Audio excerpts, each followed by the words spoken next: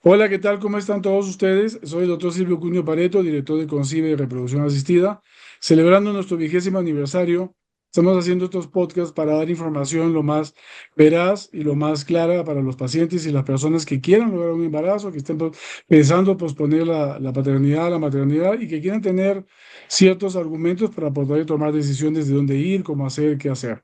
El día de hoy, pues, tenemos el honor y el orgullo de tener una excelente persona, un gran amigo y un profesional eh, realmente de primera, que es el doctor Luis Arturo Rubalcaba Castellón.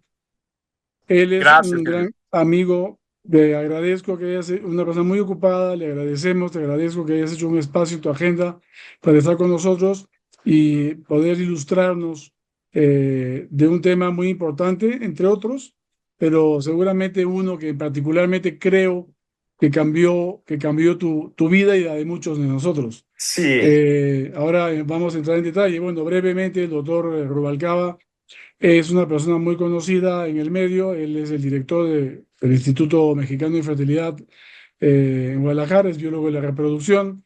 Es pionero en muchas técnicas, principalmente lo que creo que digo que nos cambió a todos la vida gracias a ti en México es la vitrificación de ovular y de otros elementos.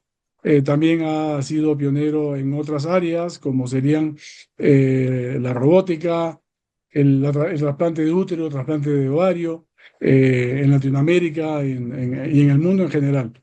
Realmente te agradezco que estés con nosotros, que hayas aceptado la invitación. Y solo método de introducción, quiero decir que la vitrificación pues, es un método de congelación especial de óvulos y embriones principalmente, y es una técnica de la reproducción asistida que ha sido un parteaguas y ha permitido mejorar los resultados en muchas áreas de la medicina reproductiva, principalmente en beneficio de los y las pacientes y también de nosotros, los médicos. y Ahora de los ya sin biólogos. más, exacto, de los médicos, de los biólogos de la reproducción. Creo que ha cambiado mucho el panorama, ya lo iremos tocando seguramente a lo largo de esta charla, pero yo quería preguntarte a ti como profesional, como pionero, como una persona con mucha humanidad, que has trabajado mucho con los pacientes, realmente que nos digas un poco qué significó para ti la vitrificación, o sea, porque yo sé que eso ha cambiado el mundo de la reproducción en general. Sin duda. Primero que nada, muchas gracias, Silvio, por tomarme en cuenta y muchas felicidades por estos 20 años de poner el nombre de la reproducción asistida de México en muchos, en los primeros planos, ¿no? Sé que tu grupo es exitoso y bueno, para mí es un grandísimo honor y un privilegio poder a través de tu foro poder explicar todo lo que significa el tema de la vitrificación, que como bien tú dices, me cambió mi vida personal y sobre todo profesional. ¿Por qué? Debemos de recordar, a mí me apasiona la historia, Silvio, y yo creo que a mucha gente, y con eso les voy a poner en punto medio claro qué es la vitrificación. Recordemos que el primer bebé del mundo de in vitro, lo que conocíamos bebés de probeta, 1978, 25 de julio nace Louise Brown, de una señora, la señora Leslie Brown, que tenía sus trompas irremediablemente dañadas. ¿Sí? Estamos hablando de 1978. De 1978, en la 238 caso fue el logro, el hito de Louise Brown. Siempre me gusta hacer esta remembranza para que vean cómo ha evolucionado la reproducción asistida. No obstante que esta señora estaba desahuciada para tener sus embarazos, por mecanismo natural, coital, porque sus trompas estaban dañadas. Debemos de recordar que en las trompas de falopio se da la fecundación in vivo, pues se tenía nada más el 5% tasa de embarazo. Imaginen ustedes con una tecnología muy arcaica que teníamos o tenía que el doctor Bob Edwards y Patrick Step, que era el clínico, de recuperar el óvulo a las 3, 4, 5 de la mañana cuando la LH subía. Es decir, no era como ahora que podemos programar las capturas en un día específico, qué sé yo. Desde 1978, para mí ha habido dos hitos, dos puntos claves del por qué las tasas de embarazo crecieron significativamente. El primero, muy conocido ya por la gente y no se diga por nosotros los biólogos, es el ICSI. El inyectar el esperma adentro del óvulo mejoró las tasas de embarazo, mejoró el factor masculino. Esto fue en 1992 por Giampiero Palermo, quien estando trabajando en Bruselas, Bélgica, él dice que accidentalmente inoculó un esperma y su sorpresa es que al día siguiente fecundó mejor que lo que había en ese momento, que era una técnica que se llama SUSI, que era inyectar el esperma en la zona subzonal, no dentro del ovocito, ¿sí? Y de 1992, Silvio, nos brincamos hasta 1999, donde Lilia Kuleshova, en Adelaide, en Australia, logra el primer embarazo por vitrificación. Quiero hacer mención, no fue el primero de óvulos descongelados. El gran éxito de esto de la vitrificación es que sabemos que la célula más grande de la economía humana, hombres y mujeres, es el óvulo. Esto le confería problemas al momento de congelar con la fase lenta, ¿sí?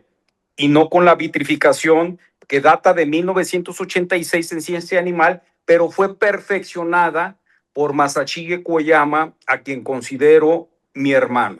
Mi hermano de amistad, que me ayudó, vino a Guadalajara, el primer país que conoció fue México, que vino a entrenar gente, y de aquí se catapultó la vitrificación.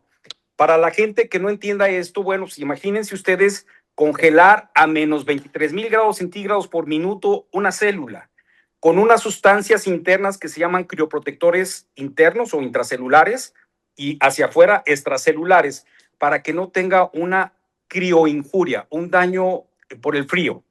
Y se calienta o se descongela más 42,000 grados centígrados por minuto.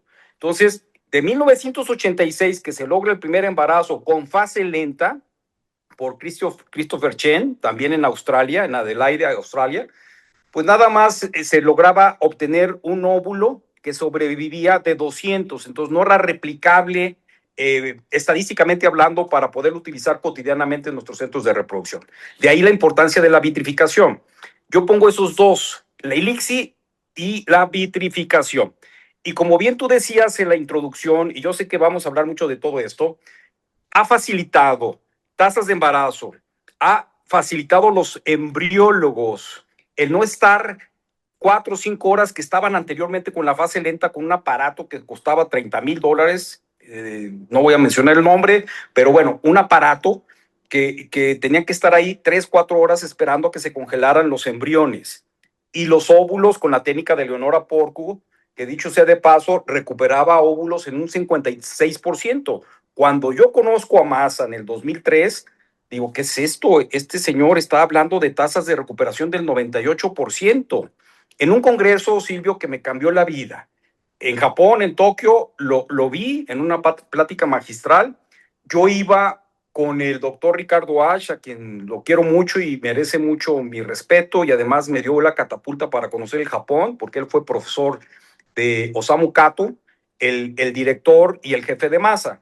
Entonces, con esa canonjía, entro yo directamente, conozco a Masa Koyama y sin tener pánico escénico, que es algo que debo de decir y lo digo con toda humildad, lo invito y lo traigo a México. Y desde entonces, 2003, hemos hecho una historia tremenda de la vitrificación, de amistad y científica, ¿no?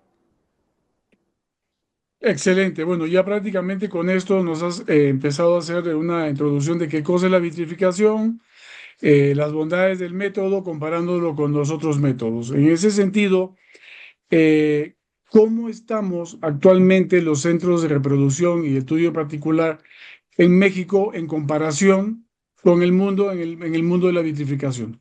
Bueno, volvemos a la historia, Silvio.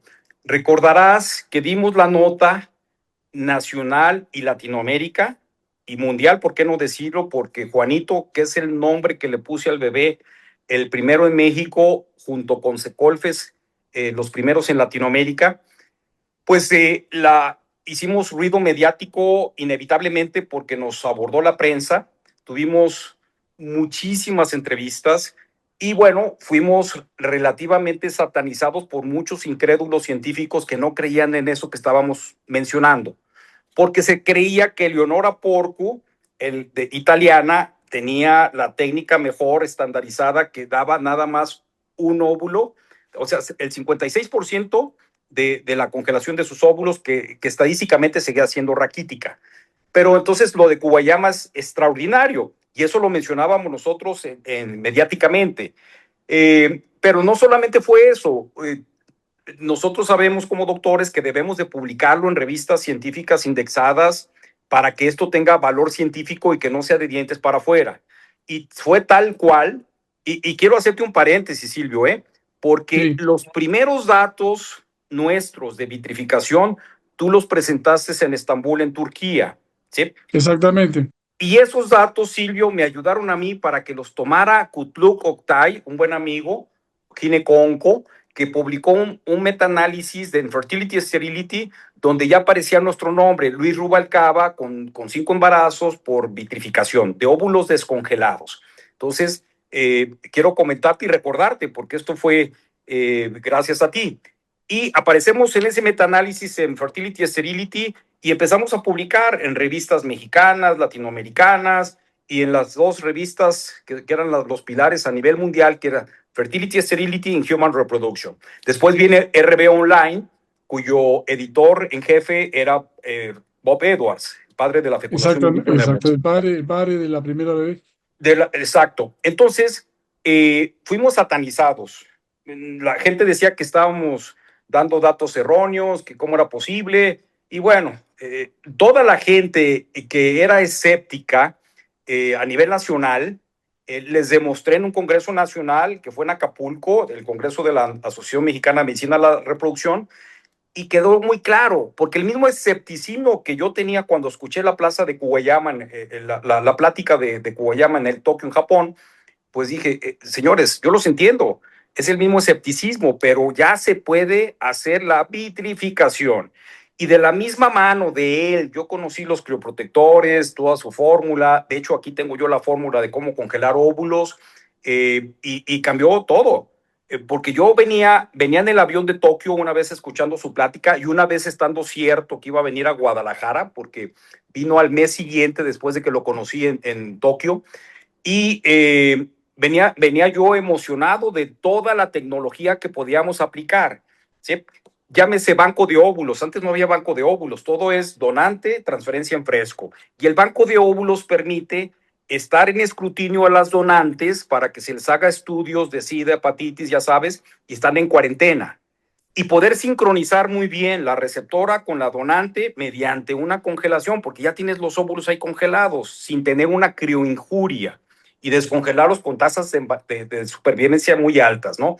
Pero no solamente eso, viene después, Silvio, el tema de la preservación de la fertilidad. Ese Exacto. término no existía cuando tú y yo empezamos en reproducción asistida. Y esto es gracias a Masashi Kuwayama, popularizado por otro gran doctor que es el doctor Jacques Donné. El doctor Jacques Exactamente. Donné fue el primero que hizo trasplante de tejido cortical ovárico, pero con fase lenta. Pero cuando ya vienen los trabajos de Kuwayama, entonces ya se permitía tener óvulos y no embriones. ¿Por qué óvulos y no embriones? Porque el congelar embriones, sobre todo en preservación de la fertilidad oncológica, estás ante una paciente que tiene algún riesgo potencial bajo o alto de mortalidad. Y nos metemos en dilemas éticos, políticos, sociales, religiosos, de toda índole. Pero antes imagínate, qué incongruencia el poder decir que una paciente que tenía anuencia del oncólogo para preservar la fertilidad tenía que fecundarse el óvulo con el banco de espermas porque no tenía pareja, pero estaba joven y no tenía pareja, entonces tenía que congelar embriones. Entonces Claro. imagínate que solventó su problema oncológico. A la actualidad los tratamientos de los oncólogos son extremadamente buenos, con una tasa de mortalidad muy baja, que claro, debemos de tener una comunicación entre oncólogo y fertilitólogo para poder saber cuál es la paciente ideal y no meternos en problemas éticos, morales, religiosos de congelar tejido, óvulos o embriones de pacientes que tienen una alta posibilidad de mortalidad por el tipo de cáncer que tienen. Entonces, imagínate lo que había antes, tenían que fecundar y solventaban su problema de oncología, y después les llegaba su príncipe azul que quería ser papá, pero ¿cómo? Si sus óvulos ya estaban fecundados con el del banco de espermas, ¿me explico? Entonces, Claro. la Claro. congelación de óvulos permite congelar el gameto femenino para preservar la fertilidad social, diferir la maternidad, que eso lo estamos viendo con suma frecuencia. Estamos viviendo otros tiempos, Silvio. Muy fácil entenderlo y la gente nos lo va a entender muy bien. Ya hoy las mujeres, las parejas están difiriendo el primer embarazo a etapas no recomendables desde el punto de vista de salud ginecológica. Yo tengo pacientes y seguramente tú que van a la consulta ginecológica y tienen 37, 38 años y se la están pensando todavía en tener hijos, pero sí quieren tener hijos. Digo, pues ¿cuándo? Entonces, por eso viene la preservación social. Pero además de esto, está la preservación ginecológica. Son tres tipos de preservación. Social, para diferir la maternidad, porque no quieres ahorita, aunque tengas tu pareja, aunque estés casada, pero no quieres ahorita un embarazo, porque no estás en condiciones de darle el tiempo por tu profesión, por qué sé yo, ¿sí? O por alguna enfermedad que tenga un momento que esté agudizada y tengamos que tratarla para que a posteriori se pueda embarazar. Y no se diga si no tiene pareja, pues claro, no quieren bebé del banco de espermas por inseminación o por fecundación in vitro. Te decía yo la oncológica, cáncer, que lo estamos viendo precisamente por la explicación muy sencilla. La mujer difiere el embarazo y cuando ya anda por los albores de los 35 más, estamos viendo un sinnúmero de pacientes jóvenes con cáncer sin solventar su maternidad, ¿sí? Entonces, tienen que congelar antes de tener el tratamiento de la quimioterapia, de la radioterapia, que es una injuria a la gónada y con ello a su fertilidad. Y claro, es un tema muy álgido porque el oncólogo tiene que entender y todavía estamos en el 2026. Nosotros trajimos la congelación de la vitrificación en el 2003, 2004. Y hasta la fecha hay oncólogos que todavía no confían en este proceso, a pesar de que las guías, las guidelines de la Sociedad Americana de Oncología dice que es importante que se le asesore por lo menos a una paciente que va a recibir quimioradio de que debe de preservar su fertilidad si no ha sanado sus deseos de maternidad. Entonces, como Esa ves, parte, es un sinnúmero de indicaciones y aplicaciones médicas. exacto, esa parte es bien importante y también quisiera puntualizar, porque ahora estoy motivado por la parte bioética, es que además ha resuelto un problema que teníamos que congelar demasiados embriones y ahora ya a lo mejor con unos cuantos que trabajemos podemos luego congelar solamente Sí, óvulos y sin darle duda. más, ¿no? Yo quisiera puntualizar dos puntos en relación a esta situación de la vitrificación que tú fuiste el pionero en México. Y realmente se hizo vitrificación ovular con éxito similar al que se hacía en Japón, primero en México que en Estados Unidos y que en muchos lugares de Europa. Sí, sin duda. Y de aquí salieron los primeros trabajos. Esa parte también en la cual tú me diste la oportunidad, porque yo iba a Guadalajara a inicios de los 2000 cuando Concibe todavía no existía, por otros motivos profesionales y como me sobraba mucho tiempo y había mucha buena relación contigo, pues nos permitiste que revisáramos expedientes, hiciéramos publicaciones y además facilitaste la ida, ¿no? O sea, no te quedaste solamente tú con el conocimiento, sino que No, facilitaste que muchos de México fuéramos en diferentes ocasiones a Japón. Por ejemplo, yo estuve en el 2009, fui con mi bióloga y estuvimos en todas las áreas médicas. Entonces, todas esas cosas han sido muy interesantes porque se ha facilitado a quien lo ha querido, ¿no? Sin ningún egoísmo, ninguna parte que se sin le pueda ninguno. que podamos tener los mismos resultados, ¿no? Esa parte creo que es muy importante y se debe de reconocer porque es parte de la mística de estos podcasts, ¿no? O sea, dejar las cosas claras. Sin duda. De hecho, hicimos muchos workshops. Trajimos a Y sí, lo Kuwayama. siguen haciendo. La primera vez lo trajimos en el 2004 para entrenar a los biólogos, principalmente a nuestro bióloga y después a los demás biólogos y los trajimos, no menos de 3 o 4 veces lo traje a México para que de su mano enseñara a los biólogos.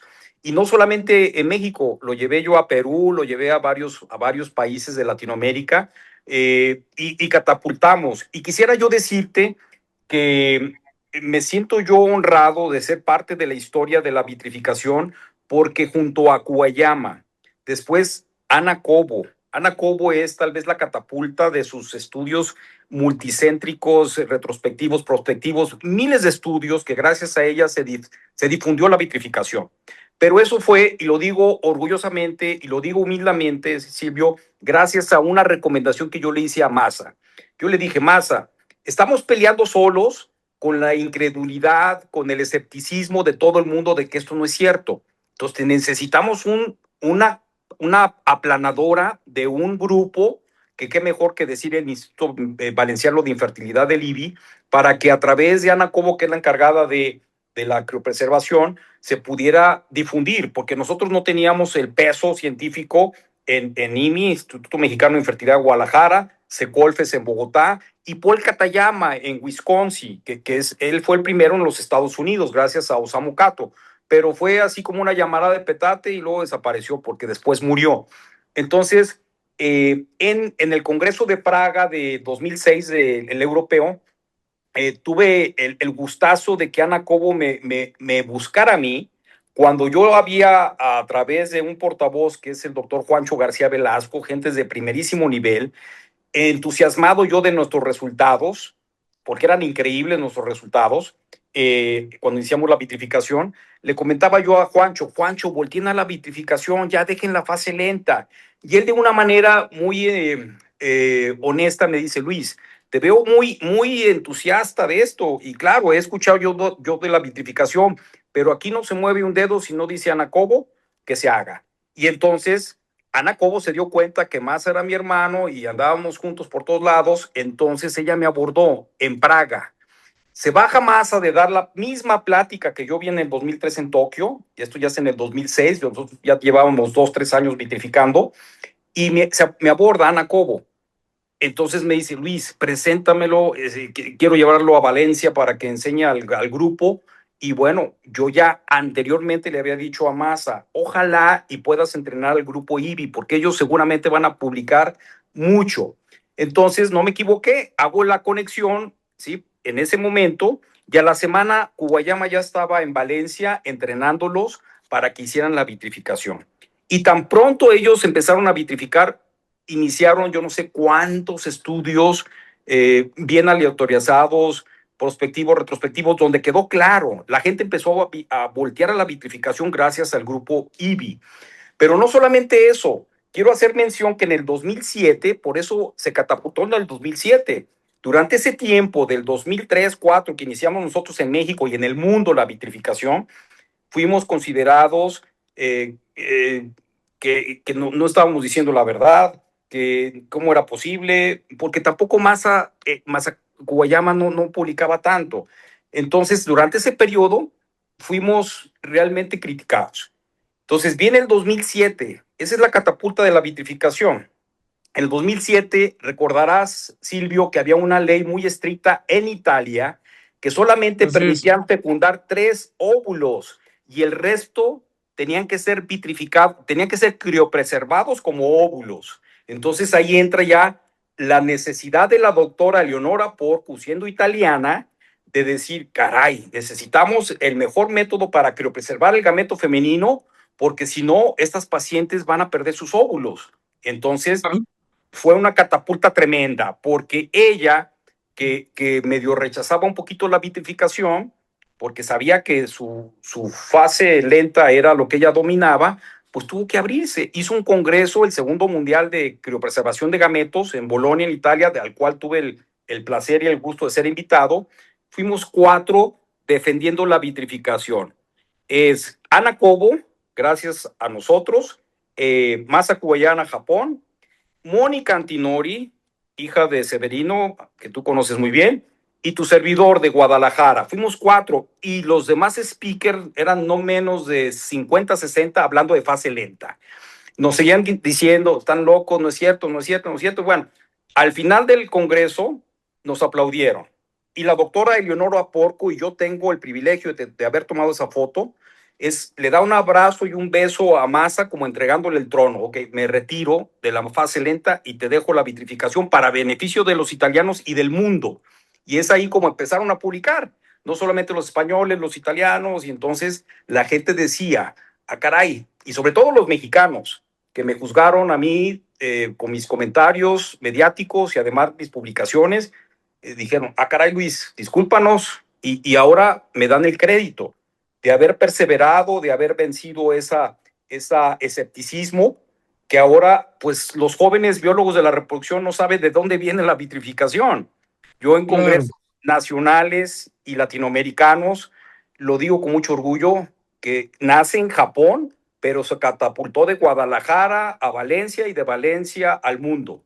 Entonces, muy contentos con esto, ¿eh? Esa parte es muy interesante, ¿no? Y sobre todo esta parte de que tú comentas del honor a Porco, esa honestidad científica de decir, bueno, voy a aceptar que a lo mejor debo de parar para que haya un beneficio Sí, posterior, ¿no? Eso sin creo que duda. habla muy bien de mucha gente que ha estado involucrada. Y yo quería tocarte, si bien ya tú has dicho las bondades del método, yo creo que la vitrificación desde el punto de vista ovular y embrionario, que ahora es de rutina, digamos, el beneficio directo es sobre esos óvulos y sobre esos embriones y otros tejidos, etcétera, pero también tiene beneficios indirectos, es decir, a raíz de la vitrificación, por ejemplo, podemos programar mejor las transferencias, podemos Claro, hacerlas, si no, no podríamos hacer transferencias en diferido, no podríamos sin hacer duda, estudio genético preimplantacional, no podríamos sin hacer duda. otro tipo de tecnologías que son asociadas y que permiten mejorar nuestros resultados Sí. gracias a la vitrificación. ¿Qué Viene, comentarios nos quieres hacer? viene el tema, Silvio, del free sol, congelar todo. Eso no existía antes. Ahora Absoluto. es muy conocido el free sol y aparecen miles y cientos de indicaciones que yo nunca me imaginé cuando empecé a vitrificar que iban a aparecer tantas bondades. ¿Cuáles son? Como bien tú dices, cuando una paciente es sometida a estimulación ovárica para extraer más óvulos, para que estadísticamente tengamos más embriones y mejores posibilidades reproductivas, el nivel de estrógeno sube sustancialmente porque cada folículo de la mujer. Debemos de recordar, para poner en contexto a la gente que no sabe de esto, que la mujer produce un folículo por mes. Ese folículo produce aproximadamente 200 picogramos de estradiol. Cuando cuando hiperestimulamos el ovario, que eso es gracias a Alan Trouson, y estimulamos el ovario para tener más óvulos, más gametos y tener más posibilidades reproductivas, porque recordaremos que con Bob Edwards y Pate Stepto solamente era un óvulo, era un ciclo natural. Y un ciclo natural que no podíamos controlar, insisto, por eso de repente ovulaba el paciente y ya no recuperabas el gameto y si lo recuperabas tenías un 5% de tasa de embarazo. Pero bueno, ese nivel suprafisiológico impacta en el endometrio. Cuando hicimos los primeros 20 casos, Silvio, de vitrificación, yo emocionado le dije, Masa, estamos teniendo el 50% de tasa de embarazo. Y le digo, ¿a qué es? Yo intuyo que es por el endometrio. Me dice, claro, brother, es por el endometrio, porque pasa el estímulo suprafisiológico de estrógenos, de estradiol, congelas y luego haces una preparación endometrial con valerianato de estradiol más fisiológica o en un ciclo natural, con no más de 200 picogramos de estradiol más natural. Entonces, esto tiende a tener mejor receptibilidad. Eso es impresionante. Pero bueno, vienen después los trabajos de Peter Comaidan, de Nico Polizos, donde ya sabemos que cuando disparamos para la ovulación o para programar la captura, la progesterona debe estar menos de 1.5, 1.2 para muchos, 1.5 para otros. Pero bueno, si está ya por 2, tienes que congelar. Si no, esa paciente no se va a embarazar porque ya está desfasado, ya está luteinizado el endometrio, ya está desfasado. Es otra indicación de congelación, que antes no lo sabíamos. Por eso, sin duda, las tasas de embarazo dramáticamente han subido con tanta tecnología, pero gracias a la vitrificación. Y me quiero ir para atrás, Silvio, porque hiciste un comentario que a mí me encantó. Yo le di el enfoque cuando mediáticamente en entrevistas que tuve, no solamente de México, sino de Francia, Alemania, Estados Unidos, prensa de todo el mundo vino cuando nació Juanito, le di el enfoque teológico. Ojo, teológico. No porque digo, no por querer calar reflectores, sino porque me nació. Vivíamos, te tocó a ti, me tocó a mí, trillizos todos los días. Yo llegué a tener 4 cuatrillizos, unos quintillizos, Silvio. No me da orgullo decirlo, pero lo debo de decir. ¿Por qué? Porque teníamos un control de calidad pésimo. Teníamos que transferir una gran cantidad de embriones en día 2, luego estiramos la liga día 3 y ahora es en blastocisto. Ahora se van seleccionando los mejores, pero antes no había cultivo prolongado para blastocisto, estarás de acuerdo. Entonces transferíamos varios embriones. ¿Para qué? Para dos razones. Para alcanzar tasas de embarazo aceptables, tratando y pretendiendo que sea uno, por eso veíamos gemelos todos los días, ¿sí?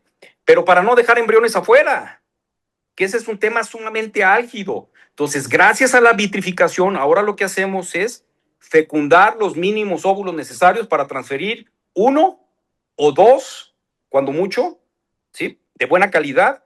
Y si se embaraza la paciente, dejamos afuera óvulos, que tú sabes que es una célula y ahí es como un cabello. Entonces, imagínate, transferimos dos blastocistos, la pareja logró gemelos y ya sanaron su paridad. Afuera hay óvulos, hay células, no hay embriones como antes teníamos, y eso es un problemón, ¿sí? Que Absolutamente. por eso, esto es un secreto, no es un secreto a voces para mí. La Iglesia Católica decía, a ver, señores, ¿por qué están manipulando tantos embriones? Que muchos de ellos están desahuciados en tanques de nitrógenos en todo el mundo, ¿sí? ¿Por qué? Porque las parejas ya no quieren más hijos, las parejas no hacen caso ya de sus embriones, las parejas de repente se divorciaron. Me ha tocado parejas que ha fallecido un cónyuge y pues caray, y dejaron embriones ahí.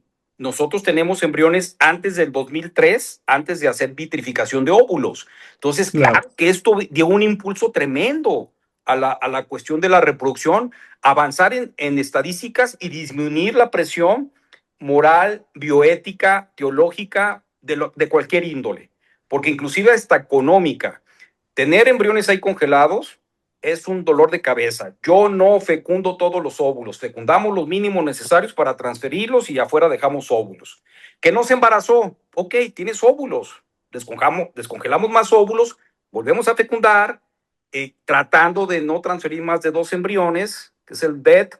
Muchas veces es el single embryo transfer, solamente un embrión, si es de muy buena calidad. Pero claro que nos ganamos todos los teólogos estuvieran a favor. En ese entonces, Silvio, cuando hice yo esos comentarios, de repente, wow, se nos vino toda la Iglesia Católica y el cardenal Juan Sandoval Íñiguez, un excelente cardenal de aquí de Guadalajara, nos echó porras porque entendió el mensaje que yo estaba dando. Y para pronto otros del norte, de Monterrey, de Mérida, se le echaron encima al carnal, porque cómo estás comentando esto, si eso es reproducción asistida. Le digo, yo no estoy diciendo que no es reproducción asistida, pero le bajamos mucho la presión del abuso de congelación de embriones, que ya eso ya es vida. Para mí, ya sabes, desde la formación de pronúcleos, desde el cigoto, eso ya es vida. Entonces, congelas óvulo, es una célula. Para mí, un óvulo congelado es una célula germinativa que la puedes descongelar si ya cumpliste tu maternidad o ya no quieres más hijos. Y claro que eso es un grandísimo beneficio. Por eso no me cansaré yo de decir lo que la vitrificación cambió la vida, no solamente la mía, cambió la vida de todos los fertilitólogos del mundo y de los embriólogos. Porque, insisto, imagínate que un embriólogo tenga que congelar óvulos con la fase lenta, en el famoso planner, que ya mencioné el nombre. 4 horas de estar ahí y que ya se quieren ir porque tienen vida social o familiar, pues ahí están de esclavos. Entonces, No, ahora con y la aparte el vitrificación, ruidal que hacía esa máquina, el ruidajal, pero además la vitrificación, Silvio, son 10, 15 minutos. Y ahora con la ultra rápida de Jürgen Lieberman, lo están haciendo en 1 o 2 minutos. Entonces, los claro. biólogos, claro que nos recomendaron, se apasionaron, fue todo mucho más fácil, ¿no? Para su vida Claro. profesional. Ahora, en ese sentido, desde el punto de vista del aprendizaje, de poder tener los resultados reproducibles o del costo de este tipo de tecnología, ¿cómo lo ves? ¿Es fácil, es difícil, es Muy costoso? fácil. O sea, yo por mucho tiempo, Silvio, ya fastidiaba en Latinoamérica, por lo menos. He ido a no menos de 45 países a llevar la vitrificación, que ya eso que ya ahorita está muy trillado, ya es muy rutinario. Pero las mismas diapositivas las usaba. Hacía un comparativo entre fase lenta y vitrificación. fase lenta muy caro por el planner. La velocidad de ir bajando la congelación era menos 0.2 grados centígrados por minuto. ¿Sí? Tú imagínate que te metes a un iglú, ¿sí? Y estás ahí un buen rato, te mueres. En cambio, la vitrificación es 23,000 grados centígrados por minuto. No le das tiempo a la célula de sufrir una crioinjuria, pero tiene que estar con los medios, con unas sustancias, insisto, que son los crioprotectores intracelulares y los extracelulares, para que ese fenómeno no genere un daño osmótico, no genere un deterioro del uso meiótico, donde vienen los cromosomas, los genes del óvulo. Entonces, lo calientas a menos 24,000, cuando lo descongelas a más 42,000 grados centígrados por minuto, pues no le das tiempo a la célula. Eso fue ideado por Masashi Kuwayama. El término de vitrificación, vuelvo a la historia, no lo hizo él. Fue Raleigh Fahey, dos criobiólogos, pero en ciencia animal, en Cucamonga, en California, pero con tasas de descongelación relativas.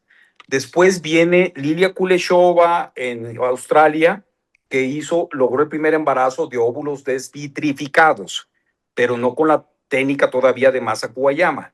Y hay quien dice, y de viva voz de Masa Kuwayama, que esa técnica lo estaban espiando a Masa y la pusieron en práctica en Australia. Logró solamente un Claro, embarazo, pero después viene Masa y hace esto en ciencia animal, y tú sabes que todo lo que utilizamos en ciencia humana viene precedida de ciencia animal. Para sorpresa de Masa, fue mejor la respuesta en ciencia humana que en ciencia animal. Sobre todo que en los porcinos es muy complicado congelar el óvulo del puerco. Tiene muchos lípidos, mucha grasa. Entonces es muy difícil. Y él trataba de hacerlo. Decía, si yo lo hago y lo logro en porcinos, se puede hacer en cualquier especie animal y humana. Y su sorpresa fue que en humanos, porque él de trabajar en ciencia animal, pasó a ciencia humana en la Cato Ladies Clinic, que tú sabes que la Cato Ladies Clinic sigue siendo, a pesar de que Osamu Cato ya murió, la clínica donde hacen 30,000 ciclos por año de fecundación in vitro, la más grande del mundo. Impresionante la cantidad de embriólogos. Massa era el director científico de 65 embriólogos. Date cuenta, claro. 65, para poder hacer, junto con otro genio Teramoto, el dar clomid, citrato de clomifeno, un solo folículo, un solo óvulo, un solo embrión y un solo bebé. De eso es lo que quería Osamu Cato. No ser tan invasivo como los occidentales, de dar muchas dosis y muchos óvulos, y el paciente se sentía muy invadido, ¿no? Entonces, pues le dimos el enfoque teológico, y la verdad me nació, y nos ganamos muchos adeptos, muchísimos. Yo critico mucho a la gente que congela embriones para preservar la fertilidad, ¿eh? Y también, bueno, en tratamientos convencionales. O sea, yo no estoy de acuerdo. O sea, si recuperamos 10 óvulos en la captura, y esos 10 óvulos son maduros, yo no fecundo los 10. Por ejemplo, fecundo 5, y claro, también debemos de tomar en cuenta la edad de la paciente, porque no es lo mismo fecundar 5 óvulos de una mujer de 25 años a 5 óvulos de una paciente de 40, que ya sabemos que estos 5 óvulos no van a llegar a blastocisto, o van a llegar balbuceando y no va a ser la misma tasa de embarazo. Claro. Entonces, son muchos factores, pero siempre con la consigna de evitar dejar embriones congelados, porque pasan Muy muchas bien, cosas Luis. cuando dejas embriones congelados. Excelente, Luis. Mira, se nos está acabando el tiempo. Cuando las cosas son buenas, pues pasa rápido. No quería dejar de ir todavía sin que tú me dijeras de tu visión a futuro. ¿Qué esperas todavía de la vitrificación para el futuro? ¿En qué más aplicaciones la podremos utilizar para el beneficio de las pacientes? Bueno, un tema que no se ha tocado es el esperma. El esperma muy criolábil. Quiere decir que se puede congelar con lo convencional. Pero en muestras de biopsia testiculares en pacientes que tienen azoospermia, que no eyaculan espermatozoides, pero sí los tienen en el testículo, la vitrificación también es una herramienta importante. Se viene el tema de la vitrificación de órganos, Silvio, de órganos, no de tejido. Tejido ya se hace. Nosotros vitrificamos tejido gonadal, ovárico, y con ello hacemos trasplante autólogo de la misma paciente, que también es otra herramienta importante en la oncología. Antes de la injuria de la quimio, de la radio, extraemos óvulos, los congelamos y sacamos un ovario para fragmentarlo y congelarlo, que también es importante ese tema, porque si tú autotrasplantas el tejido que lo preservas en tanque de nitrógeno a menos 180 grados por minuto, entonces, perdón, a 196 grados por minuto, entonces se lo autotrasplantas y esta paciente se puede embarazar por mecanismo coital y no por condición sine qua non de fecundación in vitro, que sería un óvulo. Pero eso no es el futuro, eso ya lo hacemos.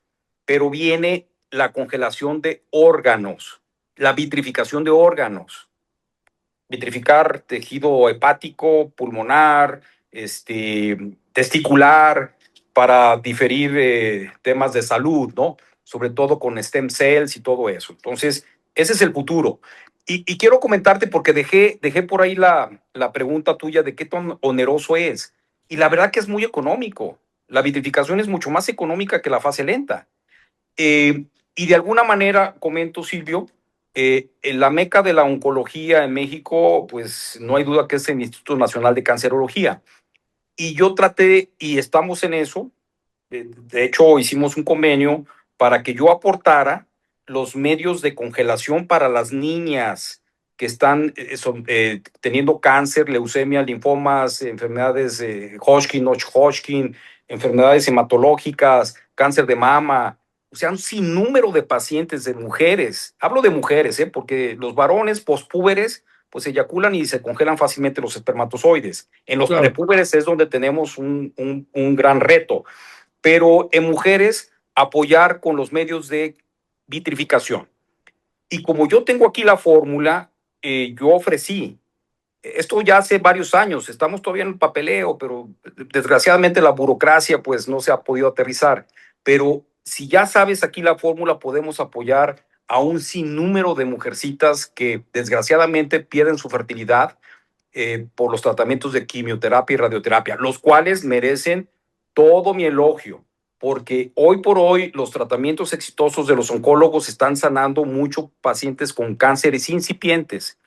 No es lo mismo de antes, que escuchabas cáncer y sinónimo de muerte. Ahora no, pero esas mujercitas prepúberes o pospúberes, pues ahora se puede preservar su fertilidad para que después de que solventen ese problema de cáncer, también tengan la posibilidad de que se embaracen con sus propios gametos, sus propios óvulos o sus Claro, propios eso es bien tejidos importante. gonadas. Súper Y ya importante, sabes, Luis, aquí estamos en la Ciudad de México, si te podemos colaborar, ya sabes que sin cuenta con duda. nosotros también.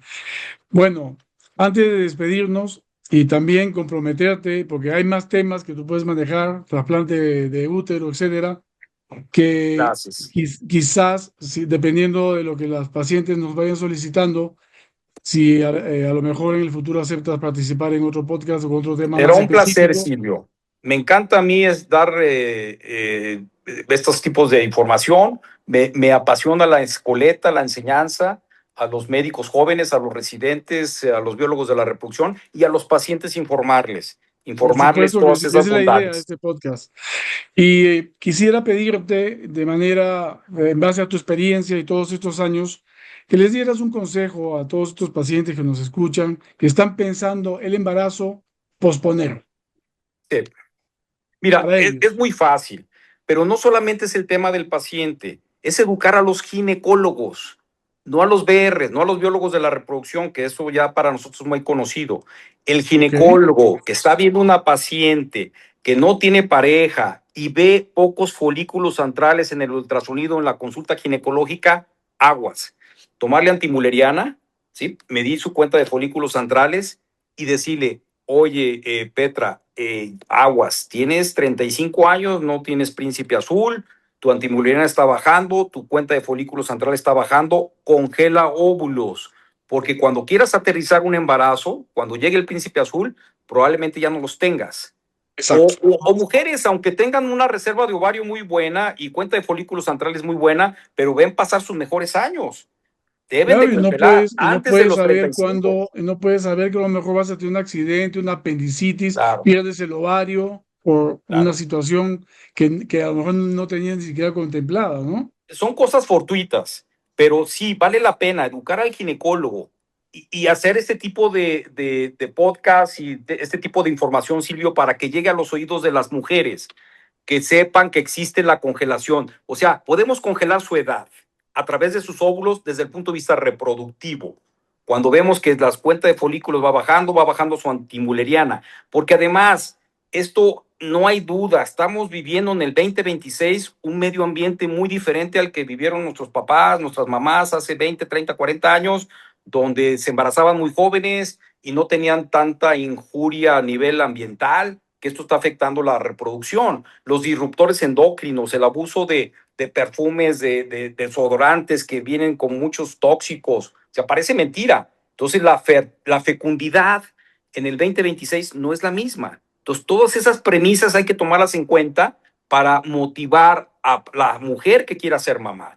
Y si tomamos en cuenta también, y perdón que me explaye, Silvio, que la mujer se ha empoderado de la sociedad, no pone en su meta primera como antes bebé, pone Exacto. estudiar, prepararse, fortalecerse económicamente, no les agradó el primer príncipe azul, van a buscar el segundo, entonces se va prolongando y cuando ya quieren aterrizar el primer embarazo ya están rebasando los 38 años. Entonces de ahí la astucia del paciente de congelar óvulos y liberarse y sentir una autonomía de decisión de cuándo quiero ser mamá y no cuándo mi ovario decide o mi antimuleriana, qué sé yo, porque yo vengo de la época antes de la congelación de óvulos que se veían presionadas las mujeres y llegué a tener muchas pacientes que iban conmigo para embarazarse del banco de espermas, porque querían ser mamás.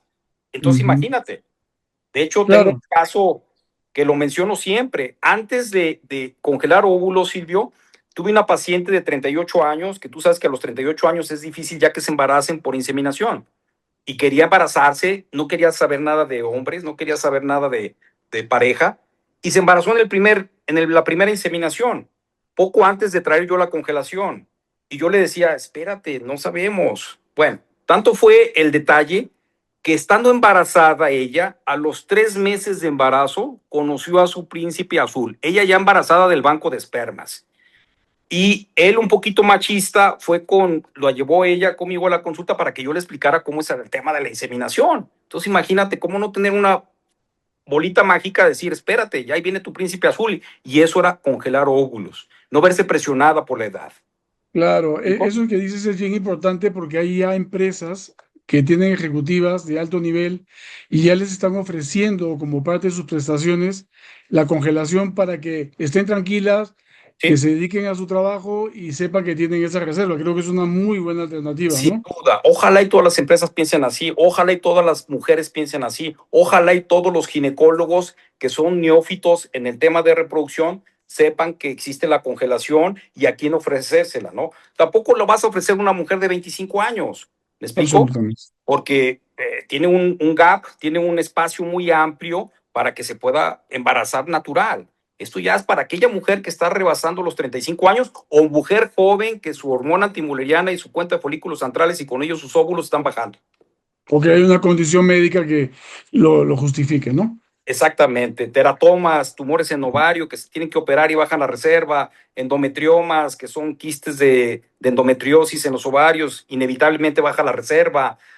Nosotros tenemos la costumbre de medir la antimuleriana y saber a quién congelar antes de hacer la cirugía y a quién no, porque las cirugías también, haciéndolas bien, se pueden embarazar si está en su futuro inmediato, ¿no? Pues mira, con un solo tema de todo Y lo que ha nos quedó salido mucho por y de todo lo platicar. que y todo lo que nos falta. Sí, Entonces, Silvio, no me impresionante, queda más gracias. que agradecerte y te comprometo para hablar más de esto, ¿no? Yo pago porque me alquilen, me apasiona a mí el tema de la reproducción y mandar mensajes Bueno, y me a los agrada mucho pacientes y a esa los doctores. pasión y esa emoción que le pones a tus pláticas. Y quiero decirle a todos que, bueno, estuvo con nosotros el doctor Luis Arturo Rubalcaba Castellón, director del Instituto Mexicano de Infertilidad en la ciudad de Guadalajara, México, y también del Fertility Center en Cancún y en Tijuana y en otras Bueno, partes. Además, es asesor científico, ayuda a sus amigos y a no amigos también. Ha perdonado a sus enemigos, que no tienes enemigos realmente, pero a las personas que quizás no confiaron, luego le diste su segunda oportunidad y eso habla muy bien de ti como persona, creo que eso es importante, ¿no? Que seamos buenas personas, además de buenos profesionales, porque eso, digamos, lo aprendemos, ¿no? pero el ser buena persona es algo como que innato, natural. Entonces, te deseo lo mejor, sigue con tus éxitos, Igualmente, compártelos como siempre sin y duda, y espero que podamos pronto seguirnos viendo ya de cuerpo presente, sin tratando duda, presencial. Y presencial. felicitarte, Silvio, por estos 20 años, ¿eh? Estos 20 Muy años bien, que se van como agua, pero la así es, verdad, pero que dan muchas satisfacciones, dan muchas sin duda. canas y muchas satisfacciones. Soy el doctor Silvio Cunio Pareto, director de Concibe Reproducción Asistida en la Ciudad de México, biólogo de la reproducción, y no me queda más que agradecer la audiencia de ustedes. Háganos todas las preguntas que sean necesarias y seguramente el doctor Luis Rubalcaba estará también apoyándonos con las respuestas. Si están por Con Guadalajara, muchísimo cariño. visítenlo, es una excelente persona, él les puede resolver asuntos. Aquí también en México estaremos apoyándolos y la verdad aquí lo más importante son ustedes, independientemente de donde vaya, que se busquen la persona indicada, el centro indicado y que estén en buenas manos para que tengan buenos resultados. Muchas gracias. Mil gracias, Silvio, un placer. Abrazo a todos y que les vaya lo mejor de todo.